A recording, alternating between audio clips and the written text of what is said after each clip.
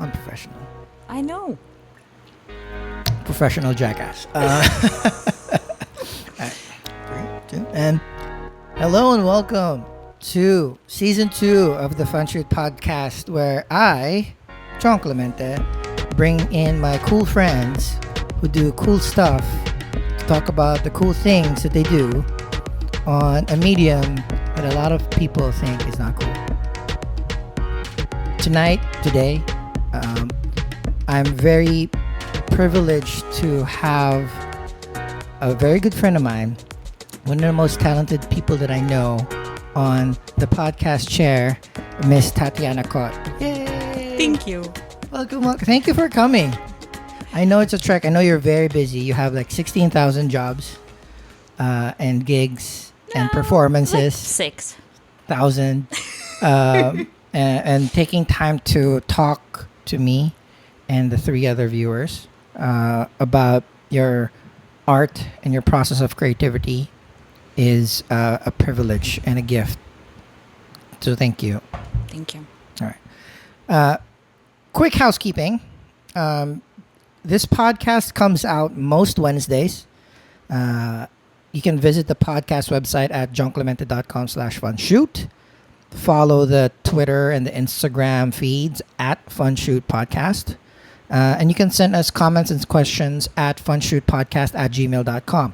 If you want to participate on the show, leave a voicemail at 347-934-9594. Housekeeping done. Now we can concentrate to our very, very special guest, Tatyaka Kot. Your bio reads that you were born in the Soviet Union.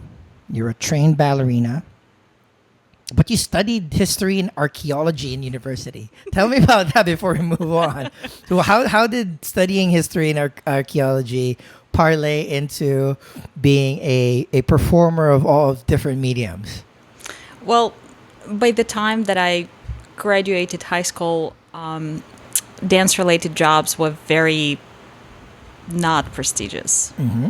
It was the time of economic crisis in the Soviet Union. It was during perestroika, so parents wanted for their kids to go to schools to get professions that would pay some money. So becoming a dancer or even a choreographer was not something that would guarantee you would eat tomorrow. And I'm talking literally. I'm talking like, would you have bread on the table or not? It was that. Like for anyone who has lived in the time of an economic and social crisis in a country, they would know that everything kind of falls into pieces. Mm-hmm. And it did. Like our life just, what we planned for ourselves and like what our parents planned for ourselves, it did not come to be. So you had to make quick decisions and like be flexible and change stuff on the go. So I wanted to be somebody in the arts. I couldn't enter any of acting schools, let's say in Moscow, because I did not have any connections and no money. So like nobody would even look at me. So even in Moscow, you needed to be well off and connected to even train for these types of positions. Yeah. So I just entered a local university and trained to be a teacher.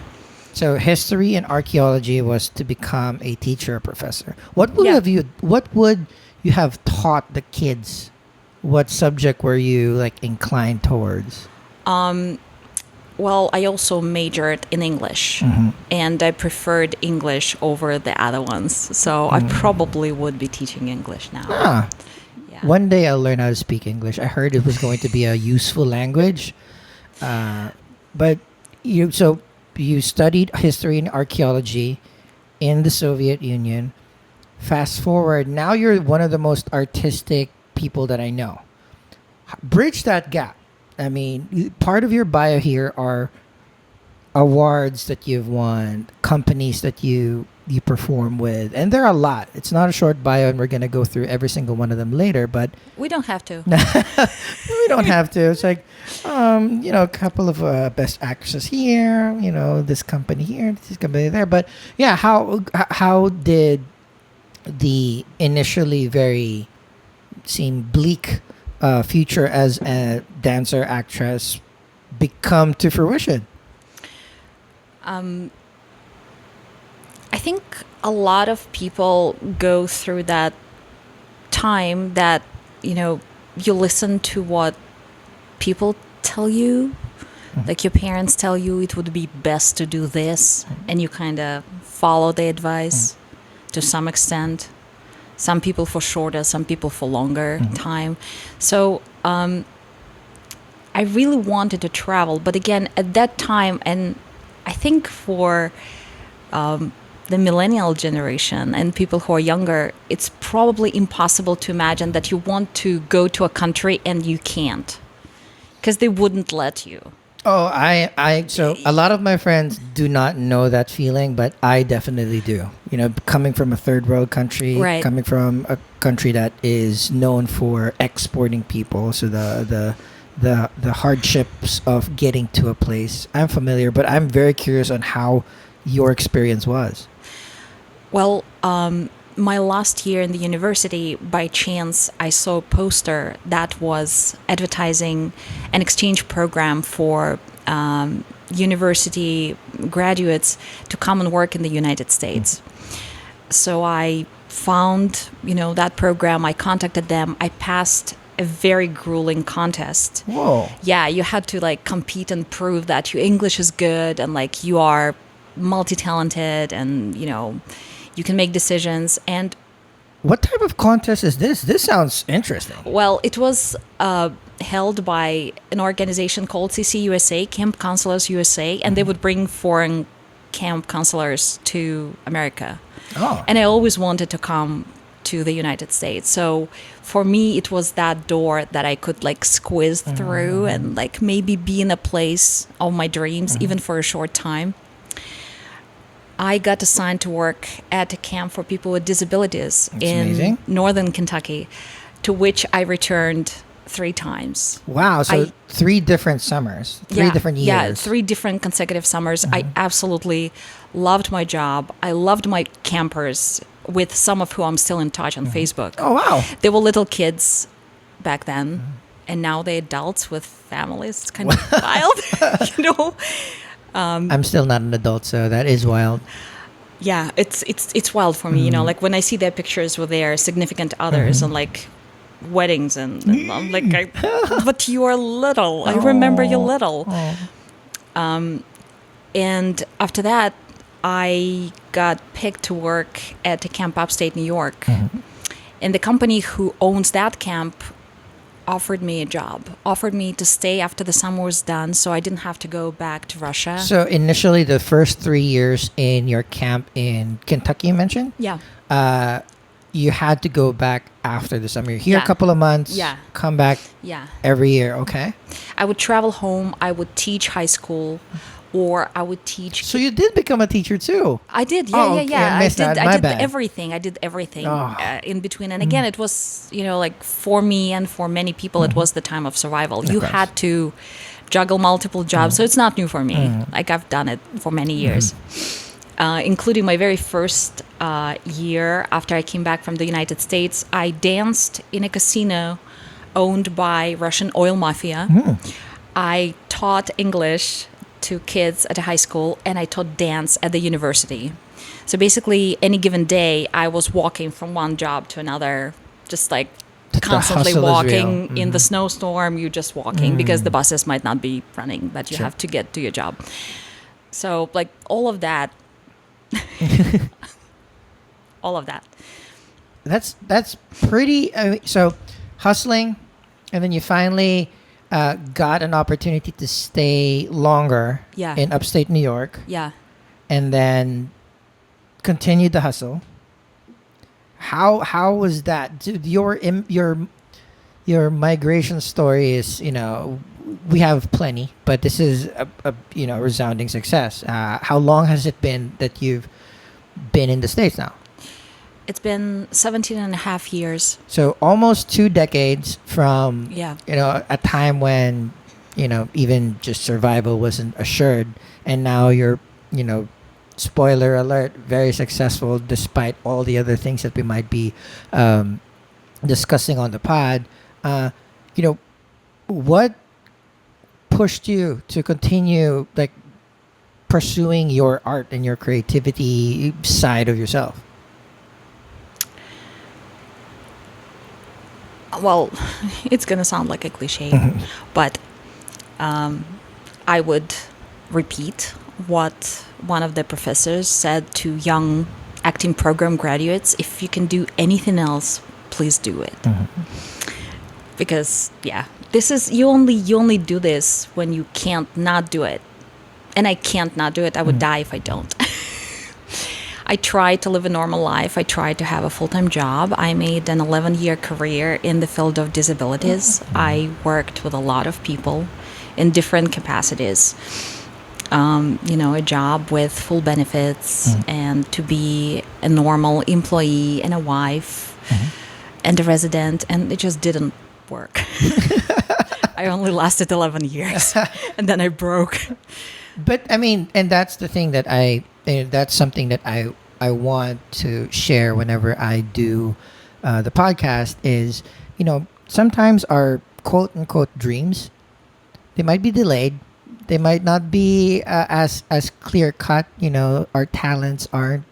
There's very, very few out there that are born to be the thing that they want to be. So there's a lot of work that is happening behind the scenes, or a lot of luck, a lot of starts and stops. So I mean, all throughout this time, you did so many things, but you still wanted to be an actress. I did. And initially, what made you want to be an actress in the first place?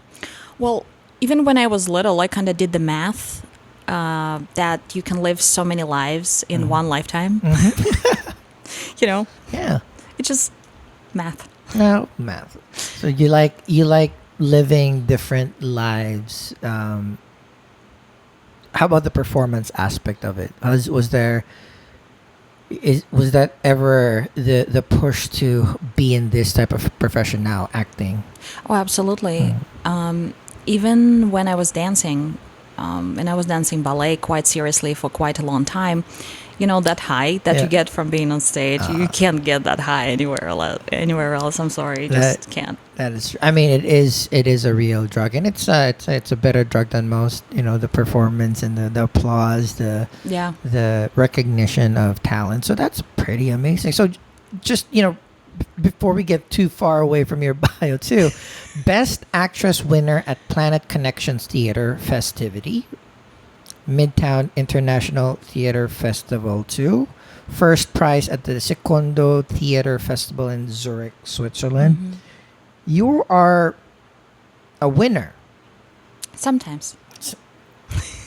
You are company members, at the Blessed and Rest and the Nylon Fusion Theater. You were part of a documentary. Yeah. You have so many accomplishments. What is something that you're still trying to hit? I'm still trying to get on TV. TV. Yeah, to get cast in a TV series or to get cast in a film. A lot of times the roles that I audition for,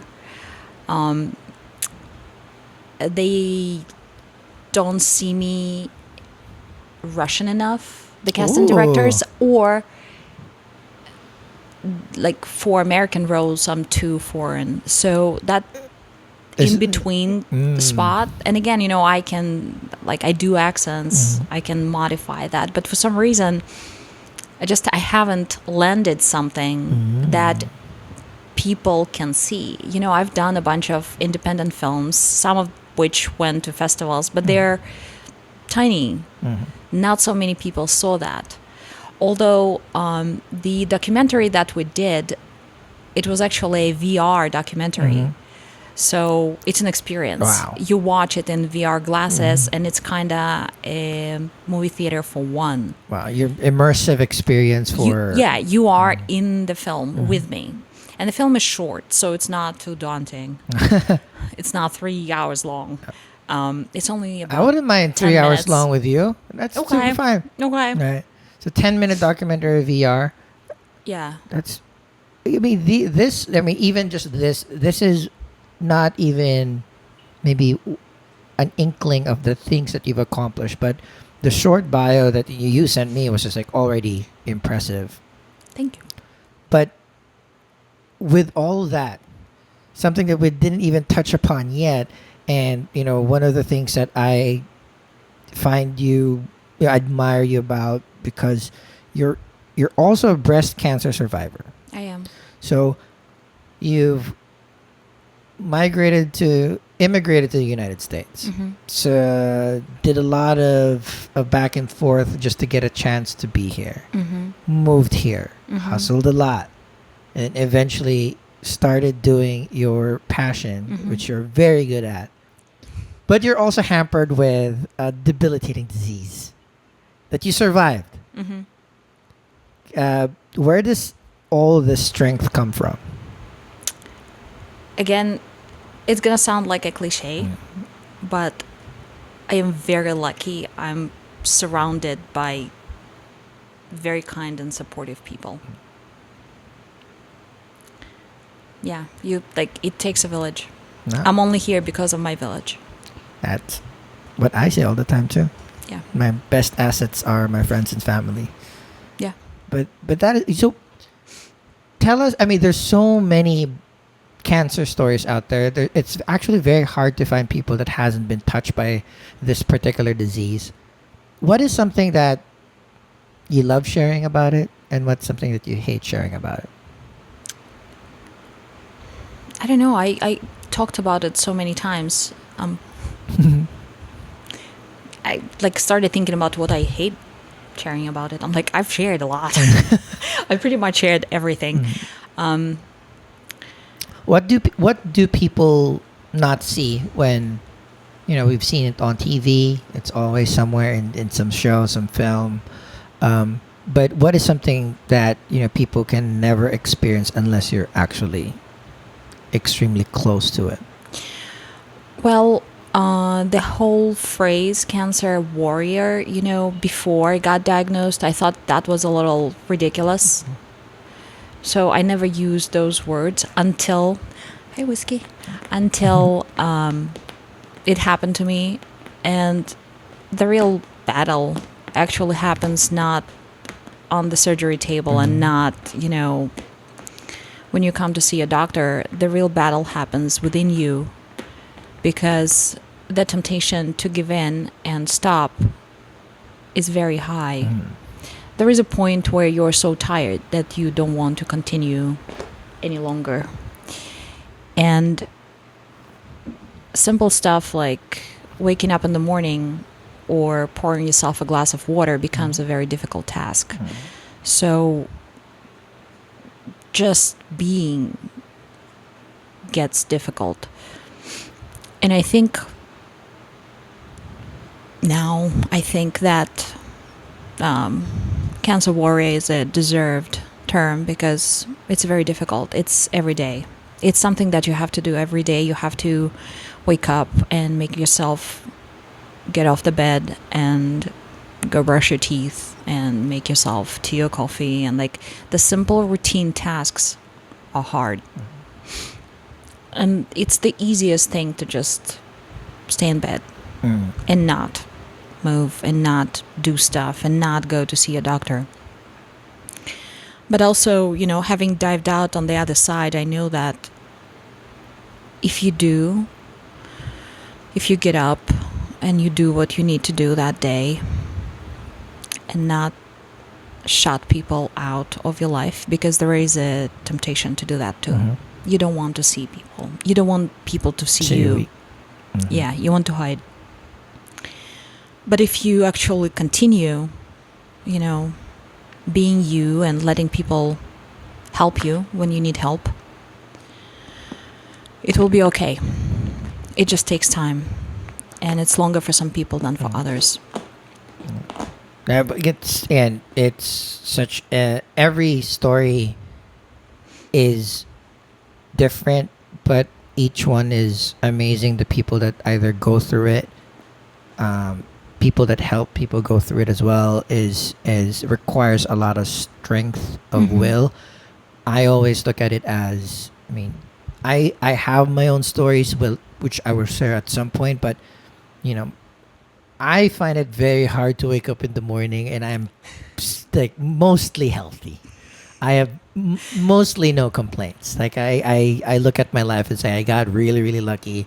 Most of the things that I'm doing is pretty great. I maybe work sucks, but if work is the only thing that is not amazing, that's a good time because like who loves work? I mean, you do. I do. Yeah, but 95% of the people out there are not living their dream or not, not doing their dream as their day job. So, um, to hear your story about, I mean, your process in which you know, battling, surviving, and thriving after your cancer scare, uh, just gives most people like me to start a little embarrassed. Like I shouldn't be like complaining too much, but also like, yeah, now I see people, people like you do it. Why can't I? Or why can't them? Or why can't they? Because it's it's literally life or death. Yeah.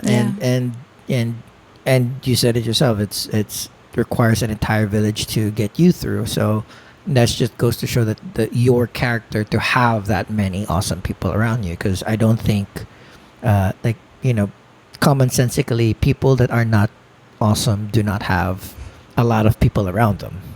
Or they're very lucky. Maybe I'm just very lucky. Maybe you're lucky. Maybe you deserve it. But I think everybody is lucky because that you're still around, kicking and performing for all of us. Yeah, we went a little bit of like the somber route, but I just wanted to highlight how amazing you are, not only in talent but in spirit.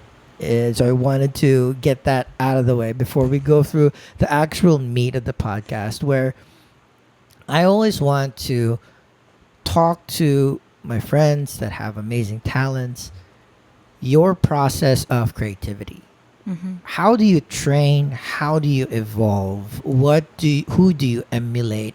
Because a lot of mediums that share or celebrate stories kind of miss the fact that there are some, there's a lot of hard work. Some of them not very flashy, not very uh, uh, interesting to say, but like how you dance, you act. So how is your week like with these many stuff that you do? I can't even comprehend how many scripts that you read or how many rehearsals that you do, how many exercise like sessions that you do for yourself to be able to be prepared to do all the things that you do. So what is your process of doing your acting, your dancing, and your ballet, your art?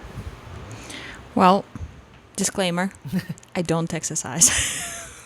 You're very physical in the job in itself. That saves a lot of time. So I'm doing that correctly. Don't exercise. Good One. job, Okay. good Noted. job. Noted. Very Don't good. exercise. I love coffee. Two. I'm 2 for 2. I'm doing good. Seriously, I think that without coffee, there would be no theater in New York. That's the fuel that runs everything.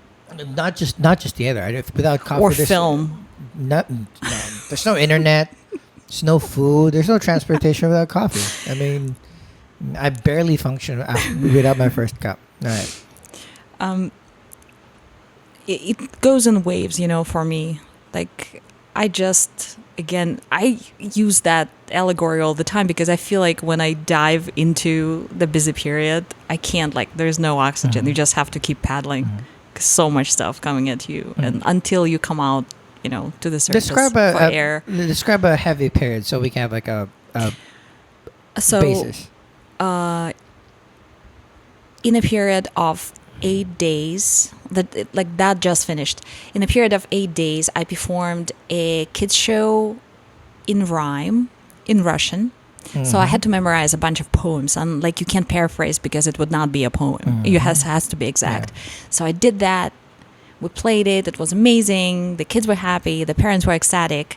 And then I had only 5 days to rehearse a dance piece that I've been working on, but not all dancers were in New York. So it was like the final putting together all the moving pieces, literally moving pieces.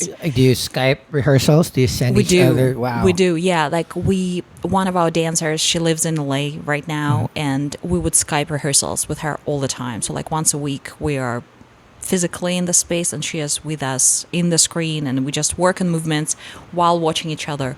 The type of dance that we do, it's structured improvisation. So you have to be so focused and listening really, really hard to another person's body just to know where their body is going to go, because you can get kicked or hit or You step. just broke my brain. You listen to somebody else's body. You do, yeah. That is a skill that I never thought that people should have. But No, it's like your skin receives impulses from other people's skins. your skin must be very different from mine. Yeah, But so you listen to somebody's movement, yeah, and that's even harder through the screen. yeah. It is. We're living It in is the hard. future, We are. right? So you have that. So I did that. We performed 2 shows every night at a beautiful gallery space on Highline. That the space where we were in, it has amazing huge windows, and people on the Highline could watch the piece through the windows. That is awesome. So there is an effect of being in a fishbowl a little bit, but it's very cool. We intentionally use that space for that piece for people to watch. And like, if they got bored, they can keep walking. They don't have to keep watching. Or So were there viewers in the space with you? there were. Okay. We had like friends and family who were freezing outside because it was on very cold nights that we performed. Or like, my friend had her little daughter with her. I didn't want to make them stand outside for 26 Yeah. minutes. So they were in the space with us, but like put away. They were hidden by the wall. So the audience outside didn't really see them. So the real audience were the people walking the Highline. Yeah. That is pretty dope. Yeah. That is amazing. It was a good piece. It was a good, strong, weird piece. So you perform for kids in Russian rhyme, and then you rehearse more structured Dance improvisational improv. Yeah. dance. And then after, so we did those 2 dance shows, and the next day I had 4 shows of 3 Little Pigs in Russian. So one, I have to play a pig. A little pig. I'm 44. I don't look like a pig at all. They have to believe me that I'm a you're- little pig, You're a great actress. No, but and it was done in a space that is about the size of this room. So I'm not on stage in the lights. I'm right there, and kids are right there, and I have to be believable and have fun. 3 Little Pigs. So all of that I've done between a Sunday and a Sunday. Regular. All of those things, yeah. Regular. So now it's a little easier because I'm only working on 2 shows, not like rhyme or dance, or I'm working on a winter show for again Russian kids. And I'm just started working on a Christmas show with a Ukrainian theater company where I have to speak Ukrainian and English, and I play death. Okay, so you're speaking Russian. Now you're gonna speak Ukrainian. Yeah. I mean, My dad is Ukrainian. Okay, so I was just saying, like, I speak I'm some. not a geographically inclined person, but I'm pretty sure those are 2 different languages. They are 2 different languages. Yeah, I can read Ukrainian from a script. Okay. Like my accent is a little rustic because I haven't spoken it for a long time. All right. But I can read and I can memorize if it's written. Any other languages that you speak? No, just Vulcan. English. Mm-mm. Just English, Russian, Ukrainian. Mhm. I can barely speak English, so that's also unfair that you have more than 2 languages. But that's fine. That's your thing. I won't take it from you. How many gigs in a year would you say you do, or at least want to do? Do you count plays or do you count everything? How you let me know. I mean, because that's the thing with you. You're not just an actress. You're also a dancer. You're also performing for kids, which is also kind of acting, but also just it's. I'm saying more like social work. It's like, there's so many layers to what you do that I don't know how you would like write it down on your W-2 of some sort. So it's like so many lines. Thank God I don't. Oh, and yeah, so how many do you think you do? Um, well, the theater seasons usually start summer to summer, right? So I would speak about the past theater seasons, so I can count stuff back. So I probably did about 5 kids shows in Russian spread through the year. No, I'm sure I've done more. Maybe like 8. 8. And then serious plays, I probably do 4 or 5 a year. That seems a lot on my book, but The rehearsal process for each is about 5 to 6 weeks, and then the run is about 3 to 4 weeks. So it's like 2.5 months per play. Yeah. And I probably do 2 or 3 dance performances a year, and all the rest is just prep for those. I'm in my brain. I'm already like those schedules are on top of each other. They are. There are holidays. Yeah. A lot of times they are. A lot of times I don't have days off or holidays for that matter. But again, I love what I do so much. And it took me so long to get here to actually have these as my job, my source of income, my source of inspiration. It's all wrapped in one. I don't have a day job anymore where I work at a store or I work at a chocolate company, which I've done years of, beside, working with people with disabilities. So finally, I only dream, eat, think, read, write stuff that is acting related or performing related. That's dope. I mean, I think every creative person's dream is to just do the thing that they want to do. Yeah. What is your technique to not burning out? Sometimes I do. I do. Quite honestly, like sometimes I'm so tired that I don't want to do anything anymore. I just want to lay. But I also know that people depend on me. So on the days that I feel very tired or sometimes not feeling well, because sometimes the body just can't, I just remember that people are counting on me and waiting for me. I also work a lot with friends who are very understanding of me and my bodily limitations. So there are ways for me to be present in a rehearsal while laying down. Some projects I had to rehearse, on the couch. Okay. Like when we were working on the play right after my double mastectomy, I basically sat on the couch with pillows under my arms because I couldn't put my hands down yet because they were not healed. And we just rehearsed lines. Like my partner would do the blocking in my apartment and I would just respond with lines because I couldn't move at all. But there are ways, around stuff.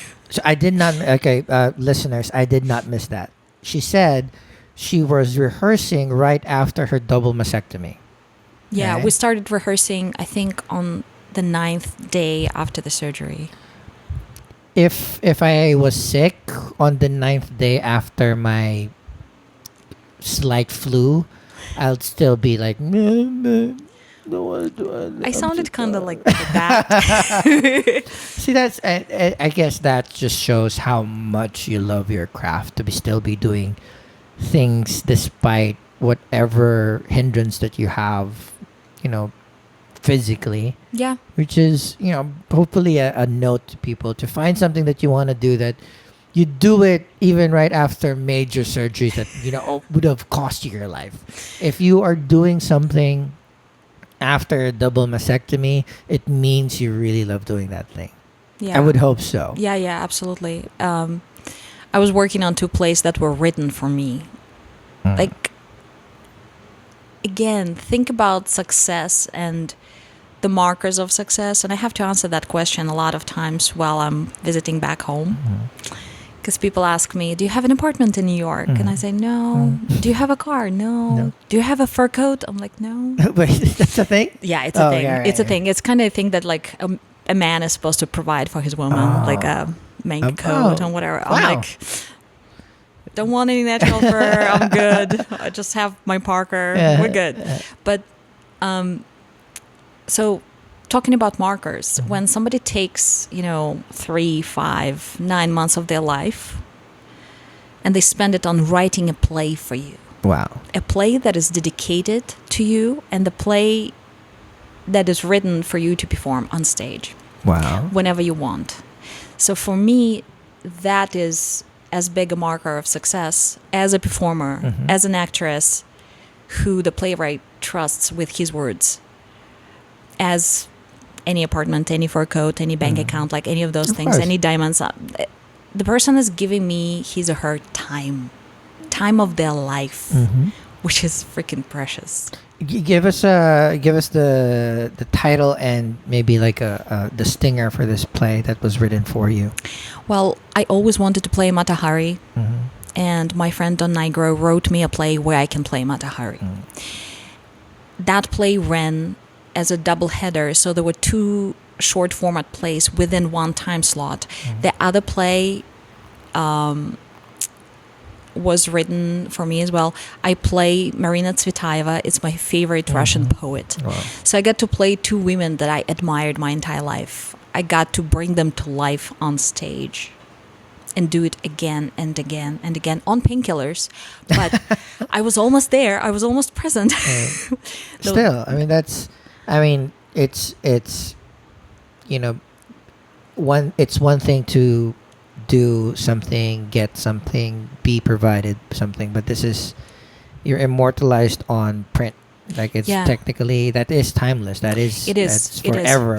That's And- how I see immortality too. Yeah, I mean, and that's why I know a lot of people strive being performers and being writers and being artists, because the art that you do is immortal. I mean, that's going to be in the sphere of art forever. Yeah. And I used to think about the reason to do this. That. I just want to be immortal. I want to live so many lives. But now, doing what I do, I just see how little plays that I do affect people, especially when it's little people. Yeah. If I can teach one kid to be kind, to be selfless, to be brave despite anything, when you have no weapons, no special powers, you just go and you save your friend. If I can just reach one every show that I do, I've done my job right. I can, die happy. And because those little memories, you probably know that about yourself, that like these little nuggets of joy from childhood, they stay with you forever, and they come back to you sometimes unexpectedly, sometimes triggered by something, and then you just awaken and you become that child again. And we all were better when we were little. That's true. I just want to give people that little like care package to take with them into life. And then when something happens, hopefully the package will display itself, present itself. And they would get reminded of the time that, they were with their mom or dad or grandma watching a play. And it was amazing. And they were happy. See? This is why I have, you in this pod, because you've worked with disabled kids at a camp. You were an English teacher. And you're performing for kids still in multiple languages, and performing for actual people just to bring back the joy or the art or the inspiration in their lives. That's, I think that's what performers want to do. It's hard nowadays because there's so much noise around. You want to be famous. Do you want to be materialistically well off? But I I know somewhere deep down, every performer's heart is to really spark that fire within people that watch them. And Yeah. I brought my sister. Mm-hmm. I think it was 4 years ago, and both of us were not expecting anything about the play itself. Didn't know anything about.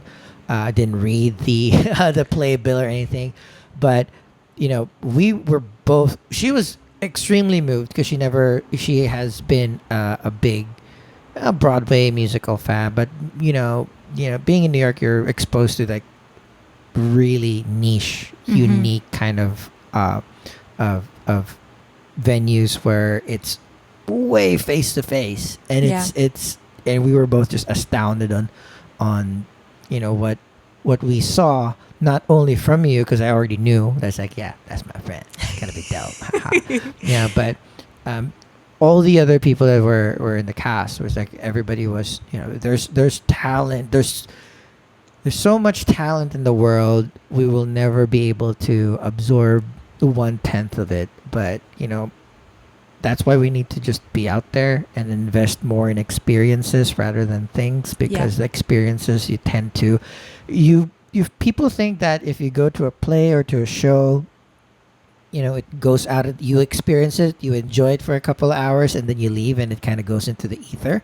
But on the contrary, I'll tell my friends about it, and then they get to experience the play or the show with me, even if they Yeah. weren't there. But I'm also developing my bond with friends and family that may or may not be physically present. So that's why I always appreciate bringing performers on or being around performers, because I tend to forget that I work in front of a desk for like 60 hours a week. So I'm not saving lives. I'm not sparking joy in anybody. I'm showing ads to people, though, making Well, you buy toilet paper.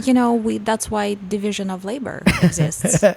You do that, so I can do my You stuff. yep. Okay, we're good. Well, but going back, because like you're immortalized on print, on a play that you have performed and shared to the people.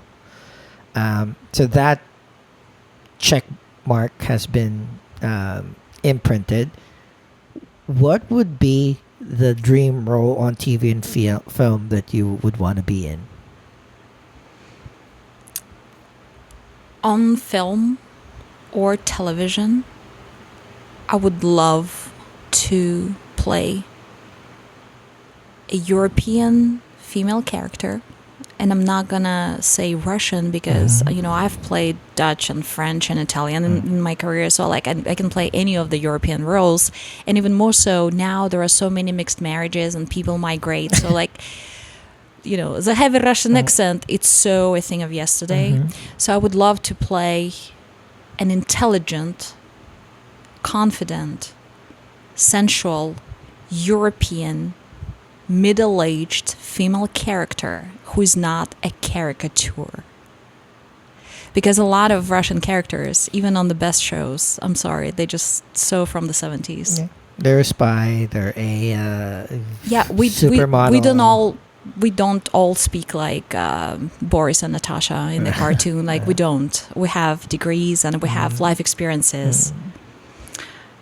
So it would be that. Like that person would have to be, either it can be a head of a spy organization. I'm not gonna scoff at that, and I have a lot of respect for decent projects about spycraft.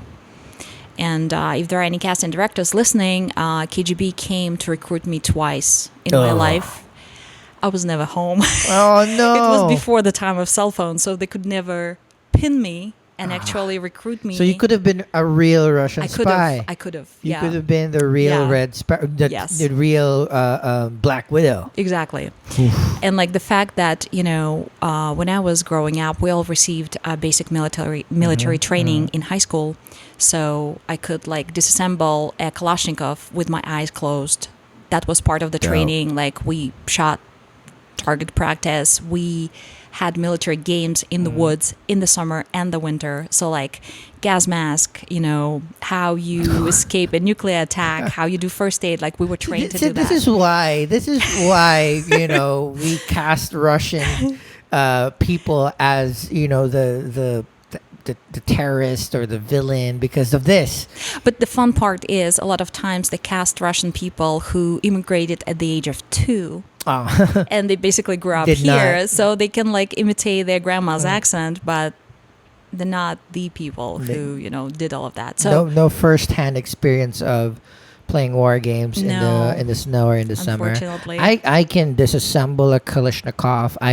I'm a very good shot. I did military training. It's called Call of Duty cool, on the PlayStation 4. nice. I'm very good at shooting people in the head in a virtual world. Well, In the real world, it's too hot outside or it's too cold, so I'll just stay inside. No, not gonna do it. Comedy, drama. What is your preferred genre? Should you get onto a TV show or a film? A rom-com? I would say drama, Ooh. but a lot of directors that I work with, they think I'm very funny. So, But you are though. Well, that's good. But that was about film and TV. Mhm. I have a dream stage role Okay. that I still haven't got to play, but it looks like I'm going to play her Oh. soon, like about in a year. Right. I just started working on a project with somebody who's writing a play about Mikhail Bulgakov. He's my favorite Russian writer. I was gonna say. No, Maybe you heard The Master and Margarita is the book by this author. And since I was in 5th grade, which is when I read the book first, I wanted to play Margarita in that. Wow. I'm Book just more script. impressed because I don't think I read any books when I was in the 5th grade. So I you reading? was not supposed to. It was actually a book that was prohibited from being printed for a really long time in the Soviet Union. And my mom had like a black market Dope. copy that I found and started reading. And when she saw me reading that, she was like, this is kind of for adults, but okay, just don't take it out of the house. Yeah, and I still love it. I still reread it at least every 3 years. I That's read it awesome. again. So I might play my dream role soon, like in a year. or so. We are extremely looking forward to it. Me too. Well, Mihail Bulgakov. Bulgakov. Hmm. And Margarita is, I'm assuming, the inspiration, the romantic interest. Yeah, she's the female lead in that. She's a witch, Oh, perfect. right? Perfect. you got the red hair. You got the magic boobs. You're 100% the witch already. That's awesome. So I'm always like, this, quick 40-minute ish conversation has already. The thing with the people that I shoot or even my friends, I don't have this venue, or most people do not have that venue where you have to talk to them straight for a prolonged period of time Mhm. to really get into the details, or at least to the stories that they find most important. So Mhm. it's there's so many the cancer surviving, the immigration, the place being written to you, so many things that I hope that other people get to experience as well at some point in their life. So, but this is still primarily also a weird podcast because it is about photography too. Right. That is my hobby. That is kind of my passion. And the listeners know that I ask my guests to send me their favorite photo, Mhm. and then we'll discuss it. Mhm. Usually, I also surprise them with my favorite photo of them. Mhm. That's kind of the shtick. Mhm. But you sent in, I guess, one, for the people watching on YouTube, I'm going to flash the photo around here, now, so you can see it. I did not pay her to bring it. I did not bribe her. I did not suggest for her to show that image. But for the audio listeners, I'm going to hand the iPad to Tatyana to describe it in her own words what her favorite photo or image is, and I'll describe it on my end as well. We're kind of discuss why it is both our favorite image of her. Well, this photo reflects my soul the best. Mm-hmm. It just so me. Mm.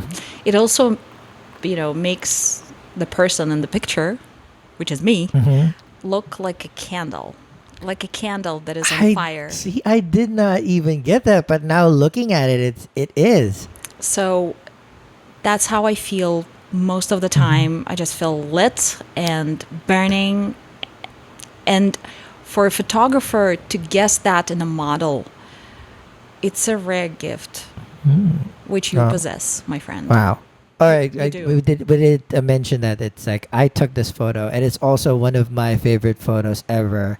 I actually have it printed and mounted on top of my work office, my home office. Like it's right above the place where I edit my photos and videos and do most of my daily work. It's my favorite photo for a few things. Let me describe it first on a more technical basis. It is naked Tatyana flipping her hair up with her hands like out forward her, like a little bit more of like an offering kind of pose for the audio listeners. But also practically we wanted the hands a little bit forward because this is a nude photo of her, and it is lit, camera right, a little bit rear, and there's a key light from behind her to cast the shadow all of it, most of her front side to hide the boobs, make it Facebook friendly, and also hide the crotch area, but still showcase the abs, the traps. Look at those biceps. Look at those deltoids. Even the neck has muscles. So yeah, this is just. I also think we weren't really shooting this as I didn't tell you to flip your hair. You were just like No, moving, yeah, we were and then just I clicked it, and then when we were reviewing, and I was reviewing the shot, was like the face has some like sensual, exasperated, like it's I can't describe the face, the emotion properly because it's in between either anguish, little bit of exasperation. There's a little bit of sensuality in it, which is not a good combo because you don't know which side it's which I love. Plus, also, I'm very biased with red hair. People know that about me, and this just highlights the red hair. And I never noticed that it's a candle, but it does look like a candle now. It's pretty dope. So, yeah, that's the reason why it's my favorite photo because on looking at it in a very basic sense, I'm still like a warm-blooded middle-aged man. This is a very naked, very fit, extremely sexy, extremely gorgeous woman in a pose that is not lewd, not too scary fit, but a good in between of both. Mhm. I can't even say that it's graceful, but the hands kind of say that. Everything else is kind of like hard and weird, which I love. But also, on a more technical photographic sense, the shadows just landed in places where it'll highlight the things that you'd want to see, but you can't. Mhm. So the Yeah. boobs are kind of there, but it's dark. The veg is pretty much exposed, but the shadows is just perfectly running down through the crotch area and then a little bit down the navel area, so your eyes are drawn to it but you can't see anything. So that's kind of luck, but we did set the light up to do so, to cast these shadows. But I think this is the time when I figured out that you are jacked. Like, Sorry. like this is when your back was like Yeah. super duper Yeah. amazing. Yeah, I think when we shot first time, long time ago, I was not dancing. Like I had a period when I was not dancing, so I was not like in a Mhm. dancer shape. And here I was dancing with the choreographer, so I was already back to training, and we were working on this piece, Mhm. which you saw. It's you have to be very athletic to Mhm. do this. You need a lot of strength. Mhm. So that just running the scenes and running all the blocking, you are exercising all the time, Mhm. like 4 or 5 hours at a go. And yeah, we So- took that picture during that time. Yeah, it's amazing. And Tatiana also sent the poster for the performance, the play that our photo was used on, Yeah. which was on a personal level all sorts of cool because this is the play that I brought my sister to. Yeah. So not only was not only was I showing off to my sister, like, yeah, I have cool friends that are stage, that they're professional actors and actresses, yeah, but my photograph was actually on a poster. I'm not the type of person that will like laud or push for my work being showcased or printed anywhere. But this was pretty cool because I wanted to like share this moment with my sister who Mhm. doesn't go to New York a lot. I don't see her that often. She has kids now, so it's very hard for her to have a long vacation. So a truly New York experience where I have a showcase my friend that is an amazing performer. My work was deemed good enough to become collateral for that particular performance, and then she got to be there too. So um, yeah, this it's the play was Body Mhm. Anatomies of Being. Mhm. Uh, Still remember the quick stinger here? Describe to them the different versions of sex and sexuality that the play kind of touched on.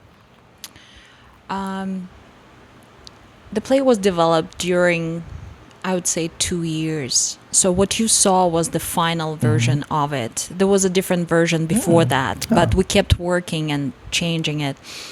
The play is basically several relationship stories that are interwoven into one.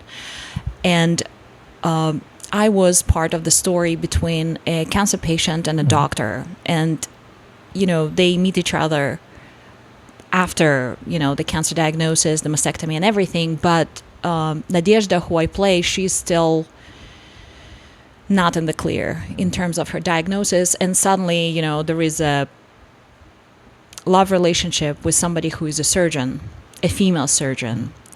So we were a couple. There was a couple of an American tourist and a local woman, and we didn't specify where they meet, like somewhere in Europe, but there was, a couple of people who come together for one night, and they get to see each other's bodies and share the stories of their bodies. And there was another story of a man who lost his younger sister to either suicide or an attack, and it's never determined in the very end.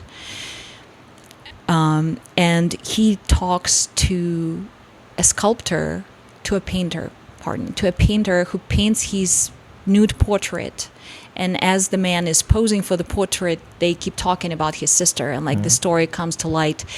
And the play was constructed in a way that it was that surgeon that was treating his sister when she was brought to the ER, and the man met the woman from the other couple somewhere in his journey. So basically, this story was created by the actors. It's co-written by the actors who are in the show. We all wrote stories about our own bodies.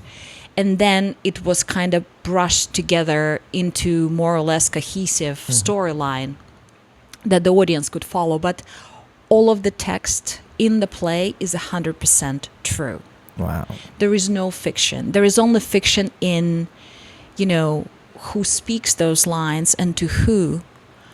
But the words, the actual content is 100% about ourselves, about our own scars, about our own insecurities, about our own discrimination. we had a male black actor who was talking about what it is to be a tall black man in New York. Yep. And how people see your skin color before they see anything else about you. We had an actress who was playing an overweight nurse, and she was talking about what it is to be the size that she is, how it is to live in that body, and the kind of comments and questions you have to listen to and respond to, even from your closest family, let's say mom. So there was something about all kinds of body problems and issues and experiences in that show, and it was 100% true. Yeah, it's me and my sister enjoyed it very much so, and I'm biased because you were there, but the idea of the general idea is there's so much art around us. Doesn't matter if you're in New York. New York is obviously there's a lot more of it than in most of other places, but wherever you are, try to go to the smaller venues, try to go to as many places that has whatever live performance speaks to you. Burlesque, comedy, dance, slam poetry, whatever that you feel that is going to be entertain you.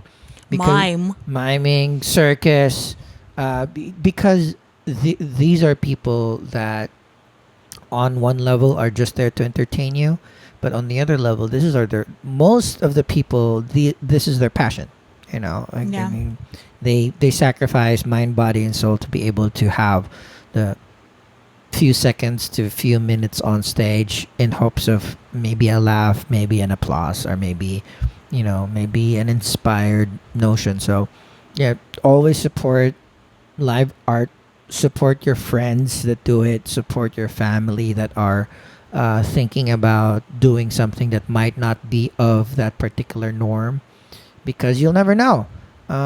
It's one of those things that you really can't quantify with the effect, because it's so innate, so in the person's soul, the benefits of it. And if it's not done, if it's not cultivated, we might lose certain artistry out there that it could have been. I always tell, if I never discovered photography, or if you just never discovered acting, I would be a very boring person. Yeah. Like most of the things that I Same. do is because I picked up a camera. I was lucky enough that I had friends and family, particularly parents, that were very supportive. But for the most part, I spent too much time and too much money on something that I know I'm never gonna get in my investment back. But I really don't care. It's it brought me a ton of friends. But before we end everything, I always want to know what makes a good photo shoot for you. If you were capturing an image, or let's say capturing imagery for your performance, what would be your advice to both the subjects out there so that they can bring out the best in themselves, in their image, and the people capturing that image so that they can actually capture said image? Lately, I only work with friends. I don't apply for castings for models. I don't hustle in the modeling world. I only work with people who I truly like and trust. And honestly,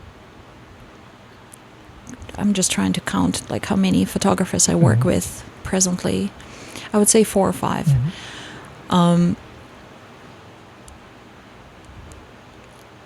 You can chase, a big portfolio, and I'm talking to aspiring models. You can, want to work with so many different people and have so many different looks. But honestly, sometimes when I open other people's, let's say, Instagram profiles, and they're a model, and if there are 10 captivating images there, I would think of you as a professional. I think photography world is so bombarded by filtered images of young people of 25, and even their lines and freckles and moles are airbrushed. So I feel like our collective mind and eye is airbrushed too. Wow, that's a good capture. Our minds are also airbrushed or Photoshop. Wow. I'm gonna use that. I'm gonna steal that. That's that. Yeah. But this is one of the reasons why I still model. Again, I'm 44. I don't have real breasts. I have huge mastectomy scars on my chest, which I refuse to cover up with makeup or tattoos. I've been offered to do that, and I don't. That photo that we discussed, we actually shot after my mastectomy. It's like, post-surgery, whatever, a woman in her late 30s. But why I value working with you and with other photographer friends with who I work consistently is that they don't airbrush me too much. They don't take off all of my wrinkles. They don't make me into somebody that I'm not. And I guess this is my criteria for a good photographer collaborator. It's somebody who sees me and who wants to capture me and maintain me in the project, in the final print, final image. Because again, I'm not original in that, but now, I'm being tagged, hashtag mature model, which I am. I've lived. I've freaking lived. Yep. And I want people to see beauty in the lines, in the folds of skin, and in the bruises and marks of all kinds. Because every single human life, it's so precious. Come to think of it, what kind of struggle it is just to make it to the place where you are, whoever you are, just maintaining your life, just remaining alive. I'm not even talking about people in the places in the world where there is a war, famine. I'm talking about simple, coming out into the street and there are cars and guns and drugs and there are so many things to get you, but you are still here and you're still alive and you're still you. You deserve a medal, all the medals in the world. If you are a woman and you bore children, you deserve everything. They should just give you the kingdom and the keys and you're the queen in my world. And if you're posing for pictures and you're posing nude, with your stretch marks, with whatever, skin deformations and stuff, I applaud you. You're so beautiful. I'd rather look at you forever than at some, airbrushed images of the people who look like clones of one another. Yep. I mean, I that's. I'm not gonna pretend to be like a super duper true artist with philosophies about maintaining all of the authenticity of a person. I'm also my role in it has always been it should look like you. Yeah. Yes, there's gonna be a little bit of photoshopping. You're gonna fix the colors here, maybe take a wrinkle or two out, but sometimes I bring back wrinkles. Because it'll make you look like you. Because I am amazed on how many people use images from 10 years ago today. Especially now we're doing that start of the decade, end of the decade photo thing.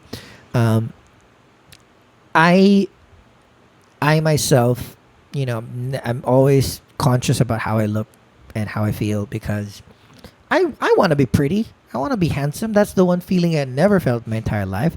But I also just want to be me. If you look at a photo and it's plasticky, no wrinkles, shave 10 pounds on each side of the waist, bigger boobs, bigger butt, you're still going to go out in the world and people are going to look at you and that's not you. Yeah. If that's you, good. But it's always about honesty. I'm also in the fact that if people love you at your mediocre or maybe at the worst, maybe not at the worst, but if people like and love you at your mediocre, then they actually really like and love you. People are different. We all have different tastes. Some people love redheads. Some people hate redheads. Some people like darker skin. Some people don't like darker skin. and there's always a group of people for your aesthetic, both physically but aesthetic also on the inside. Mm-hmm. Some people like assholes, some people Yeah. like nice people. Yeah. um, it's going to be easier for everybody if they just put that out first rather than catfish you, and then Yeah. years later it's like, oh man, like you're actually not a nice person. It's like, it would have been cool if you were an asshole, but it's the deception that I kind of don't like. But also, I'm not that skilled to take out every single line and wrinkle in Photoshop too. So that's what the other thing, that the reason why most of my shots are fairly authentic. I'm fairly lazy. I want, Well, good. it's honesty. That's true. Like, we shoot one light most of the time. Two, if we're doing something a little bit more dramatic, but there's little room for hiding if it's just super plain and super clean, and that's you. And we just finished our little fun shoot earlier, and then we now have your passport photos. So I'm very excited to do those. Me too. But anyway, Tatyana, thank you so much for your time. Thank you You're so much for welcome. coming here and sharing your light to anyone and everyone. I think the world is better because you're around and sharing your thing.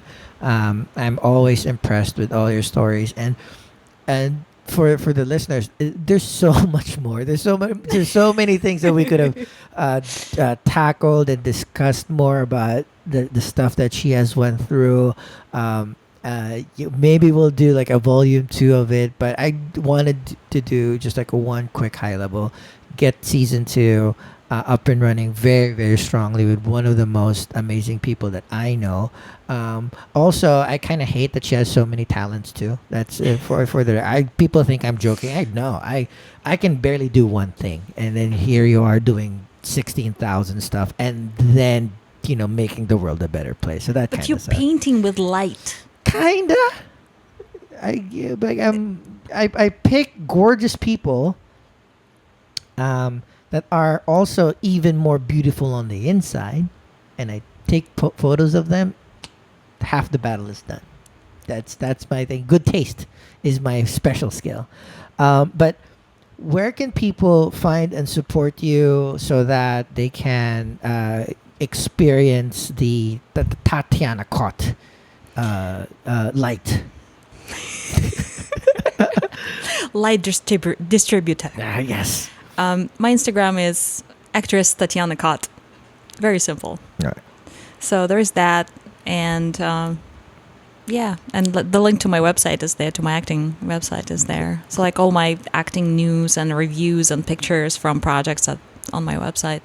So if you go on the Instagram, actress Tatyana Kot With a K. with a K, Tatyana with a Y. Kot with a K. and then appear difficult Russian names, and people like, forget it. I'm really trying to type, but forget it. It's too long. Visit actress Tatyana Kot. Follow her. Send her love. Go to her shows. Support all the companies that she is a part of. And if you find yourself in a situation when you're diagnosed with breast cancer, or your loved one is diagnosed, if you need somebody to ask a piece of advice or how to prepare for a double mastectomy, I would be happy to be that person who would share my experience with you, because I have counseled multiple women on the subject before their surgery, because the doctors don't tell you everything. Sure. And yeah, it's nice to talk to somebody who has been through it and will tell you honestly what to expect. That's amazing. I mean, if you or your loved one is going through it or will be going through it, you need all the help that you can get, and there is help out there. That's something that we kind of, we gloss over any issue. There's help. I know, opening your phone, going to Instagram or Facebook or Twitter, it's a little bit toxic, but there are people like Tatyana here that is more than happy to help out. There is help out there. It's just a little bit harder to find, but don't lose hope. Just be open. Ask for help so that maybe in the future you can pass that help forward. So Tatyana, thank you again for your time and your love You're and your welcome. energy. You're the best. And thank you, listener and viewer, Thank you. for being with us. This is the Fun Shoot podcast. You know, we'll have new episodes most Wednesdays on all your favorite podcasting applications all over the world. For those listening through iTunes, Apple Podcast, we would love it if you'd like subscribe, rate, and review. 5 stars, 5 stars, 5 stars. It helps greatly in the future of the content. Again, visit the Funshoot podcast website at jongclemente.com/funshoot. Go to our YouTube channel where you can view all of our episodes in at your office desk to pretend that you're working. You can do that too. You can just search Funshoot Podcast on YouTube or go to bit.ly/FunshootTV. And follow and comment on the podcast Twitter and Instagram feeds at Funshoot Podcast. Send us your comments and questions at funshootpodcast@gmail.com. If you want to ask Tatyana or any of my previous guests any follow-up questions, I will be more than happy to forward it to them, possibly even discuss it in another episodes. And lastly, if you want to participate on the show, leave a voicemail at 347-934-9594. We will feature it at an appropriate time. So if it's something that interesting and we can bring a particular guest to discuss, we'll do that too. If it's very inappropriate, your voicemail, I'll just listen to it by myself in my bedroom. Cool. So again, thank you very much, Tatyana, listeners, viewer. We love you all. Thank you.